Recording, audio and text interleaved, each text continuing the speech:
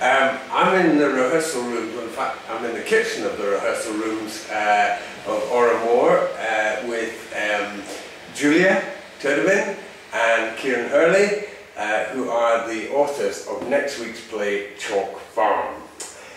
Julia, not only are you a co-writer of the play, but you're also performing it. How is that turning out? It's going very well. Yeah? It is.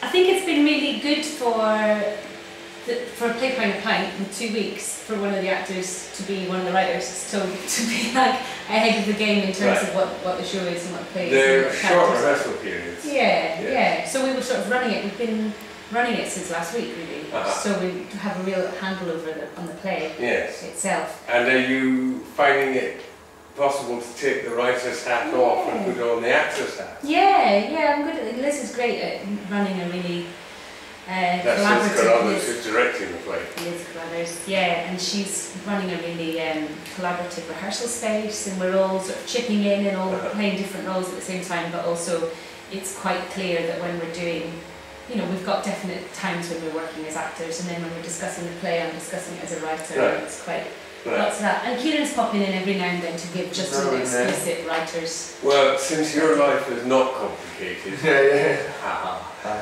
at least by acting in this one, tell us a bit about the play.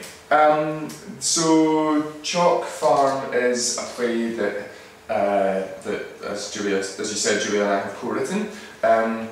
We had an aspiration to write something together because quite often we've worked on projects together in the past and shared sort of collaborative roles on the same projects, but never actually jointly shared authorship over a play, and we just thought that would be an interesting challenge for us to go about doing that. And we both had a mutual desire to respond to the English riots of last year, last summer in August. Which is where the play takes its scene in London in August 2011, and I guess the thing that it tells a story of a mother and a son, a teenage boy who gets implicated in the events of last summer, and his mother, and it's a story about their relationship. It's a story about the love between a mother and a son and the aspirations that one generation has for the next, and it's also about I think in many ways it became about social class, really. One of the things that we were both really interested in after the riots was the particular response to those events, where a particular type of demonising and finger pointing really came to the surface. Yes. People, these scum, get the water cannons out and all this, and there were terrible events, but there's all sorts of complex layers to what was going on, and where we point blame and everything. So those were some of the questions that we wanted to kind of unpack a little bit. So it started life as a monologue for the mother's part, but then we realised that for those reasons that we're discussing, we just had to have the young man's voice, the young man who's bound up in it all. It's taken on, for me, when I saw it, when I saw your first reading of it, it felt very pertinent and of its time, but it's taken on an even more kind of immediate relevance with all the things that have emerged about the banks and the corruption of the city, and how you can steal millions of pounds with a pen and get away with it, and steal a pair of trainers with a brick and you end up in jail. Yeah, I mean, it's good. Harking back to another Rowan Moore piece, which all three of us were involved in making, the Jean-Jacques Rousseau show.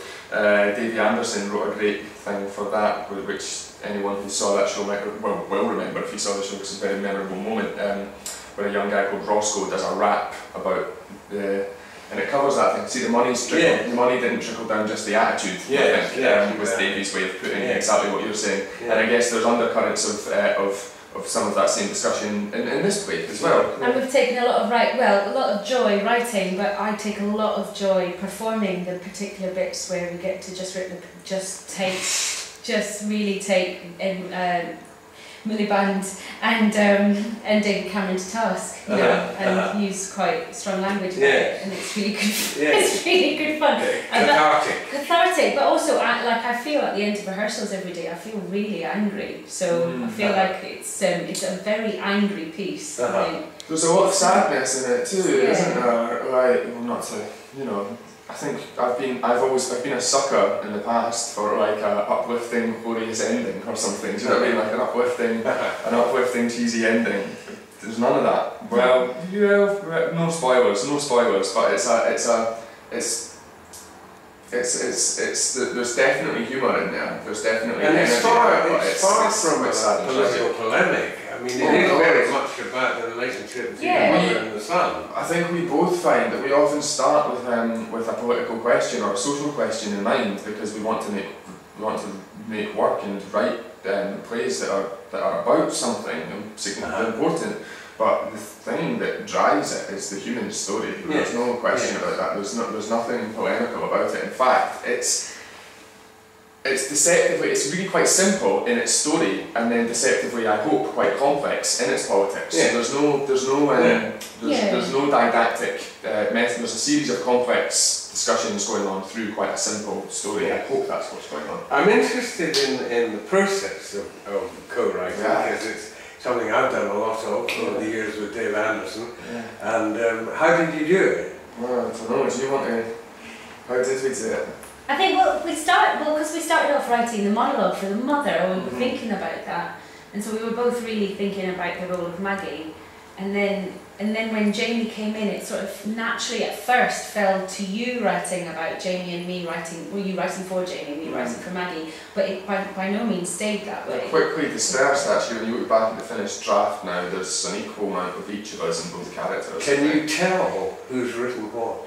I had a moment the other day where I thought that I'd written a line that actually Julia had written.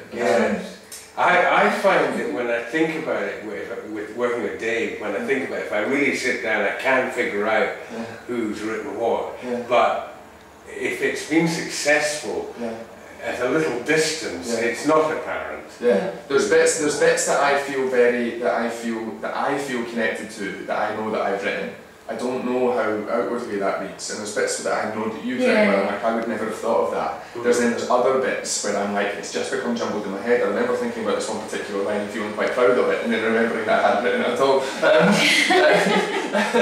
But in terms of the process, it was actually like, one of the useful things about having a co-writer, there's difficulties there too. You know, you have different ways in which you want to take it, and different impulses for how to take something forward. Julia writes a lot with instinct, and whereas I get to a point quite quickly where I want to start thinking about structure. And that actually, when we figured out a way to marry those two things, that became quite useful. But there was a period where it was like, oh, how do we move this thing on? Because I would just be typing out and you'd be like drawing diagrams. What's the story? It's very diagrammatic.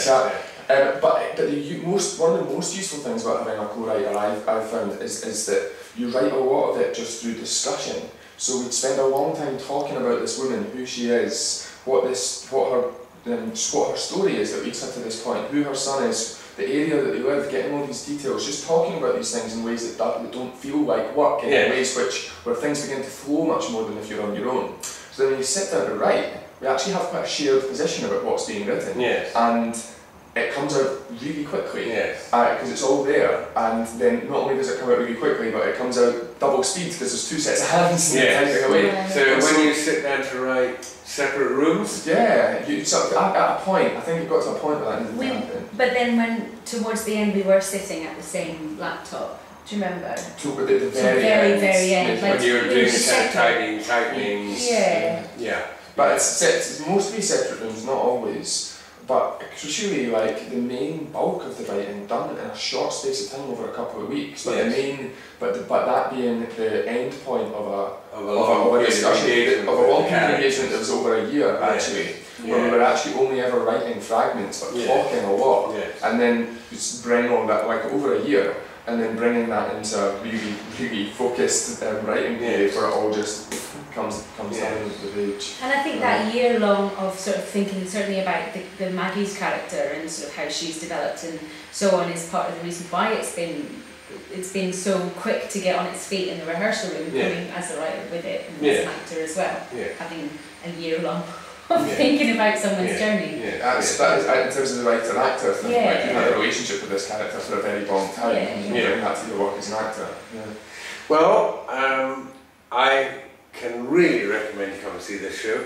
I think it's a terrific piece of writing, joint writing, and it opens on Monday, and I look forward to seeing you there. Thanks for talking about it. Thank you. Thank you. Cheers.